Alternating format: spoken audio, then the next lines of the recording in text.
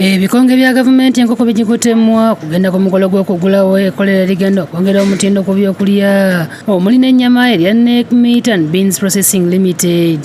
Ekkolero lino lisangibwa Kisozi mu disitulikiti y'e Gomba nga ligguddwawo Pulezidenti Yoweri Kaguta Museveni nga liwomeddwamu omutwe eggye ly'eggwanga erya UPDF ettabi ly'obusuubuzi n'amakolero kye bayita NEC.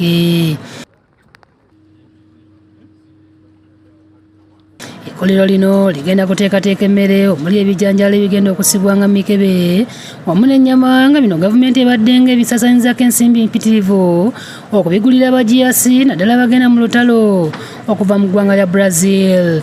Mu kutuuka ku kkolero lino Pulezidenti Museveni asoose kulambuzibwa ebifo eby'enjawulo okakasa omutindo mubadde abagirwa ente abumbilwa ebibumbe eby'omulembe saako ekifo bapakirira ebijanjaalo n'ennyama mu mikebe.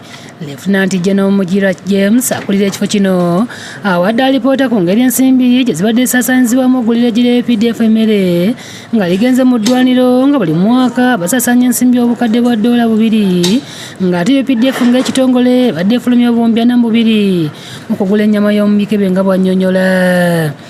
By enabling local processing and packaging, we shall move beyond exporting raw products to producing high-value finished goods. This will create greater value within our economy and open access to regional and international markets. Akakasizza ng'ekkolero lino bw'erina obusobozi okubaaga ente 15 olunaku ng'omwaka ente 39 ze zijja okwetaagibwanga ate nga ligenda kuwa emirimu abantu abalyetoolodde. As you've been briefed, the capacity of this plant is 150 animals per day. So if we operate 5 days a week, leaving the other 2 days for maintenance of the equipment, if you multiply the 5 days by 52 weeks in a year, it means we need 39,000 animals in a year for this factory. Abuulidde Pulezidenti Museveni okusoomozebwa kwe bakyalina omuli amasannyalaze agasusse okuvaako ne goonoona ebintu saako ekizibu ky'amazzi agakozesebwa ge bakuba okuva mu mugga Katonga. Minisita y'ebyokwerinda n'ensonga z'abaazirwanako Kiryowa Kiwanuka akakasizza ng'eggye lya UPDF ebikozesebwa bye ligenda okutandika okubigula kuno n'asaba ebitongole ebirala okuwagira ekkolero lino okufuna akatale. Your Excellency, this facility has already created direct employment of our youth, engineers, food scientists and technicians. It is a center for technology and skills transfer that proves our local capacity can manage complex industrial processes. This facility is a direct bridge to our local communities. In line with the parish development model and Operation Wealth Creation, this plant will source its raw materials, livestock and beans directly from Ugandan farmers. This guarantees a ready market, stable prices and increased household incomes. Pulezidenti Museveni mu kwogera kwe abudde abalimi n'abalunzi okwongera okugatta omutindo ku byebakola okusobola okuyifunamu ekisaanidde.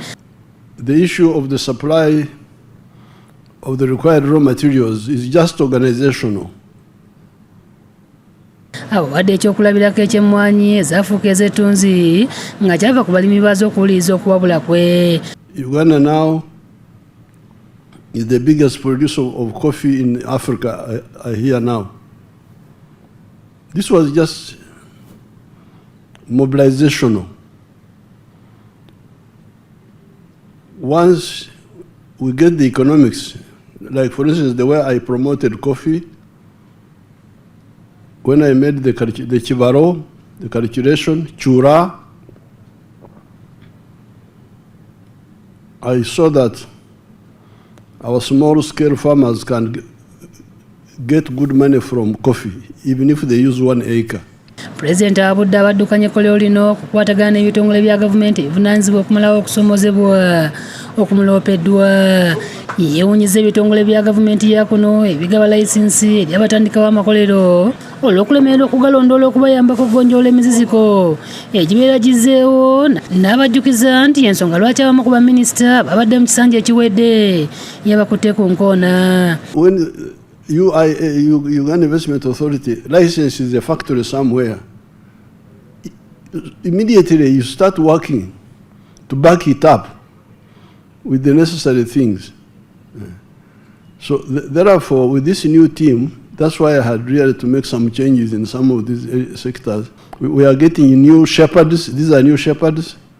let's see how they look after the sheep. Shamshad Nalujja yakusakidde eggulu eno ku lwa Bukedde TV.